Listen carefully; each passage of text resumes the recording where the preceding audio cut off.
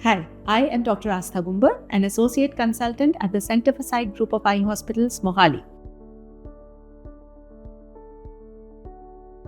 Pterygium को आम भाषा में नाखूना बोला जाता है।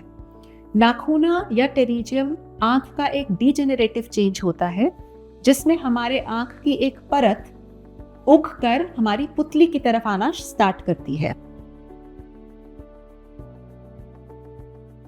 ग्रेड 1 होता है कि वो नई परत या वो नाखूना हमारी पुतली तक सीमित है, पुतली की तरफ बढ़ नहीं रहा है।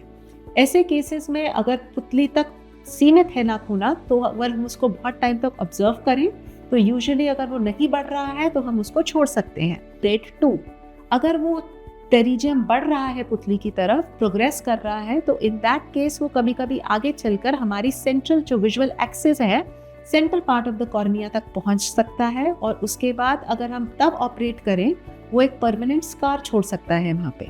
तो इसलिए हमारे को टेरिजियम या नाखूना अगर पुतली की तरफ बढ़ रहा है, सही टाइम पे अपने आई सर्जन को दिखाकर उसका एक्सट्रैक्शन, टेरिजियम एक्सिजन करवा लेना चाहिए। अब टेरिजियम एक्सिजन जो होता है उसको एक्साइज करने के बाद हम अपनी ही आंख से लिया हुआ एक ग्राफ्ट, एक कंजंक्टिवल ग्राफ्ट उसकी जगह लगा देते हैं, जिसकी वजह से उसका रेकरेंस का चांस, दोबारा हो जाने का चांस कम हो जाता है। टेरिजियम जो है ये ज़्यादातर उन लोगों में पाया जाता है जो सनलाइट में एक्सपोजर ज़्यादा है, जिनका फॉर एग्जांपल फार्म वर्कर्स होते हैं या बाहर बहुत देर तक उनका ड्राइविंग का काम रहता है।